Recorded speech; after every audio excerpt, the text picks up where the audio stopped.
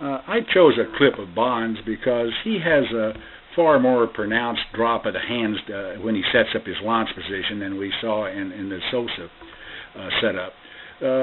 You'll note as we go through here that Bonds actually spends more time. In other words, he spends about 4 times as many frames setting up his launch position as you're going to see in the swing to contact. Well, let's just we'll back him up here again to the beginning there, and we'll just cycle slowly through. Now watch how far down he drops his hands, all the way down into here.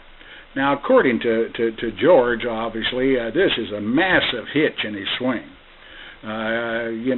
Dropping the hands down like that is going to take far much longer, and it does, by the way, in preparing the launch position than if he'd have just held his hands up and swung. But now notice once again here how the actual, from the time he starts, I counted about 16 frames now from here as we cycle through all the way down into here. Now this has taken about 16 frames, a little over a half a second. Now he's into the launch position.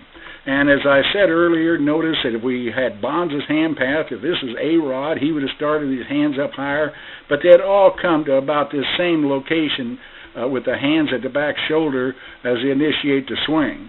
And now then he's initiating. 1, 2, 3, 4, and he's at contact. Well, if you take 16 frames to set it up and only 4 frames to swing, what was all that wasted movement this guy did? I don't know how he ever timed that pitch. But, well, anyway, he seemed to do a pretty good job of it.